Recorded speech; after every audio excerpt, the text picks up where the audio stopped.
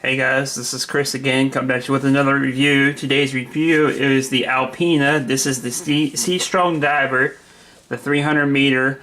This is actually a killer piece, especially for the price. Let me do a quick wristwatch check.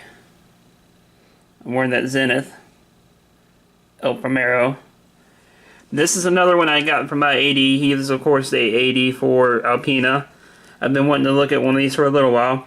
And even though the size is a little bit bigger on these guys, they actually wear really fairly well and really comfortable for the size. I guess because they have the cushion style case.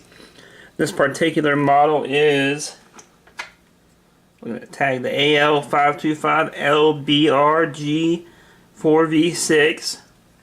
These retail for $1,400. And of course, you can work price down on these and get them a little bit cheaper. You gotta haggle a little bit. But for the money, these can be had pretty cheap. You see the crown, screw down crown here at the 3 o'clock. This is a pretty serious diver. And this is actually pretty photogenic watch too from when I've been dealing with it. And it is a strap monster. I hadn't changed out the straps on this because of course this is the 80 one. This is a unidirectional bezel. And bezel play actually is not that bad on it. And of course these are Swiss made. These have the Alpina caliber. It's the 525. Their in-house movement. You can see that there. Which for the price is a lot of watch for the money. Nothing too fancy there. Well, for an automatic diver from Switzerland, this is like an entry level. I would say a lot of people, if you're looking for like your first entry level like Swiss brand, like I would compare this with entry level like Oris, or even like entry level like Zen or something like that. Like if you're looking at that price range, I would also think about the Alpina, because like I said, this is a lot of watch for the money.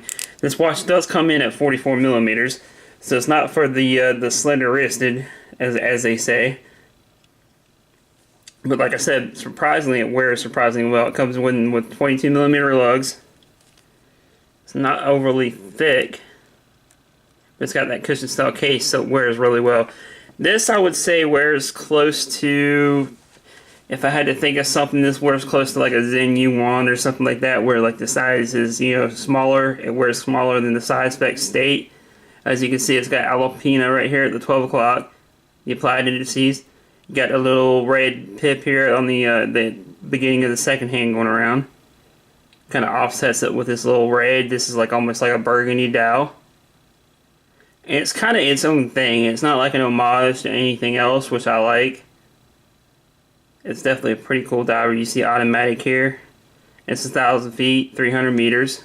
Like I said, Swiss made. Pretty clean dial, not overly done. Black and red. And like I said, this thing is pretty good. It goes with a lot of straps and everything. This comes on almost like a tropic style strap. You see the Alpina right there under the buckle there. And the strap is pretty comfortable. And I don't know if it's because it's like breaking in or not, but whenever you put the strap on, like right here, it is kind of hard to get in that, get it tightened in there. But that's probably something that comes in with break-in time once you wore it for a little bit. And if I own this, I'm actually thinking about picking one of these up. These are actually, like I said, really good, and you can find these pretty cheap. I'll leave a link to the AD where I got it, lent in from. It was kind enough to lend me in. But yeah, like I said, this thing is definitely a strap monster, and these things are really photogenic. This is one of my favorite watches so far that I've reviewed this year. And it surprises me, like I said. It just goes to show you don't have to spend a lot of money to have a really quality piece. I mean, if you want just like one diver in your collection, this could probably be it. But overall, like I said, I'd actually give this one probably like a 9 out of 10. Because like I said, size is the only thing that throws me off. But it's, I'll show you a quick wristwatch check. It really does not wear that bad. I mean, I have a 7.5 inch wrist, so I can pull it off. But even if you got a smaller wrist, I think you can probably pull it off too.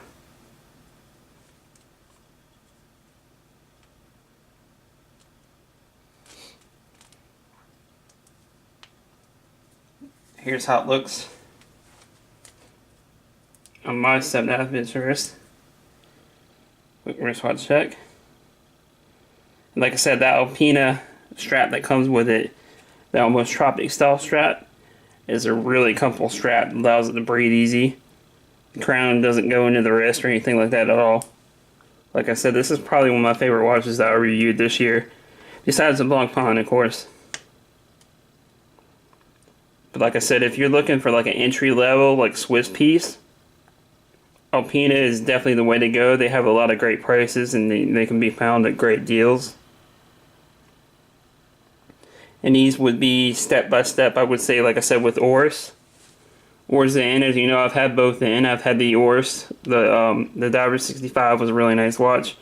And then this would be, I would say, like if you're looking at like an Oris Aquis, this could be, you know, something kind of like that size wise. Kind of like a tool diver. This would be kind of comparable to the Oris Aquis. Or the, like I said, a Zen, like U1 or something. This is a little bit cheaper than U1. But overall, like I said, I really, really like this. And, you know, I've had experience with all those, except for the Aquis. I haven't yet. If somebody wants to let me in an Aquis, that'd be cool. But I've had experience with Oris. And I know their build quality and everything, so I can speak as to that. Like I said, for the price, these retail at like $1,400. They also have a smartwatch version, I believe, also. Now, I'm not sure, I didn't really look too much into it, but they have a smartwatch version. I believe they might only be Samsung compatible, I think. They may be compatible with Apple, but the smartwatch version is a little bit cheaper, I believe, too. I think they retail for like $600, $500. And it's not too bad. And they have like different bezel colors, of course. You know, they have like a blue and a green. I'm not usually a big red fan, but this like almost like maroon, like burgundy. This kind of works with this. It kind of, you know, pops with that. That's just my personal preferences. You know, I'm not usually like a big red fan. I like red a little bit on watches, but not too much. Like the second hands and stuff like that, it doesn't bother me. But this one actually works pretty good. Okay, guys, this has been Chris with the Alpina Seastrong 300 diver review. Let me know what you think down in the comments. Like, subscribe, all that good stuff. Alright, peace.